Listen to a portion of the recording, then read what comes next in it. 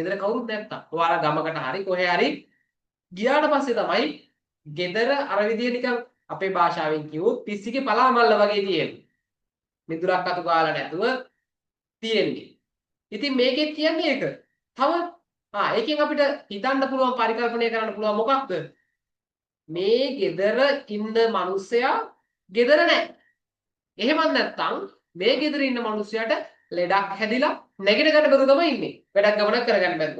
නැත්නම් ගෙදර ඔය විදියට හැඩි වෙලා තියෙන්නේ නැහැ පොළවලින්. තව ටිකක් ඉස්සරහට අපිට හම්බ වෙනවා. ආය මොකක්ද හම්බ වෙන්නේ? හනප්පුවේ මේ මොකද්ද අර පිරුවානා පොත් වහන්සේ හනප්පුවේ පෙරලිලා තියෙන්නේ. අපි සාමාන්‍ය පොතක් ගත්තොත් දැන් මගේ ළඟ පොතක් නැහැ පෙන්නන්න. අපි පොතක් ගත්තොත් ඒ පොත කියවනවා. ඉතින් මේ පොත කියෙව්වට පස්සේ අපි එහෙමම තියලා යන්නේ නැහැ. පොතට අපිට ඒ කොටසම අදාළව ඊළඟ පාරත් කියව ගන්න අවශ්‍ය නම් අපි ඒකට පොඩි මාක් එකක් දාලා එක්ක පෑනක් තියෙන නැත්නම් කොලේ චුට්ටක් නමනවා. එහෙම කරලා පොත වහලා තියලා යන්නේ.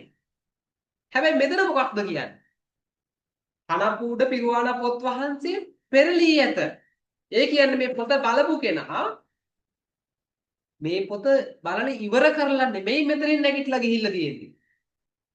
ඒකෙත් අපිට ගියක් දෙනවා. එක්කෝ මේ පොත බලපු කෙනාට හදිසි අනතුරක් වෙලා තියෙනවා. එහෙම නැත්නම් මේ පොත බලපු කෙනා කොක්කෝ විපතකට ලක් වෙලා හදිසි අවස්ථාවකට පිටත් වෙලා ගිහිල්ලා තියෙනවා. පොත බලලා අවසන් කරලා නෙමෙයි ගිහිල්ලා තියෙන්නේ. මේකත් ගන්න තියෙන්නේ පරිකල්පන ශක්තියෙන්. සංකේත දෙන්නේ මේ විදිහට කතුවරයා. තව අර හැමදෑම දැල් වෙන අර එළිය පහන් එළිය එදා දැල් වෙන්නේ නැහැ. ගෙදර බුදු පහන තියන්නේ නැති ඇයි?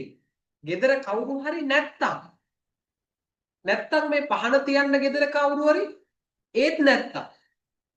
ගෙදර කවුරුත් නැත්තම් කියලා කිව්වේ ගෙදර කිසිම කෙනෙක් නැත්තම්. ගෙදර පහන තියෙන කෙනා නැත්තම් කියලා කිව්වේ ගෙදර බුදු පහන තියන්න පුළුවන් තත්වයක් යාට නැත්තම්. එක්ක රෝගාතුර වෙලා නැත්නම් මැරිලා ගිහිල්ලා. ඕකත් නිකන් ඉන්නේ නැහැ. පරිකල්පන ශක්තිය තුලින් තමයි හිතලා ගන්න ඕනේ. එතකොට මෙතෙක් දුන්නු ඉඟි වලින් මොකක්ද ආවේ? එක්කෝ මේ ගෙදර මිනිස්සයා මැරිලා ගිහිල්ලා. එහෙම නැත්නම් මේ ගෙදර මිනිස්සයා ගෙදර නැහැ වෙන මොහෙවත් ගිහිල්ලා. හරි. තව අවස්ථාවක් තුලින් අපිට කතෝරයා සංකේතයක් දෙනවා. මොකක්ද දෙන සංකේතය? අර බල්ලෙක් කුඩු බුරුලන කතාව. එතකොට අපිට ස්ථීරවම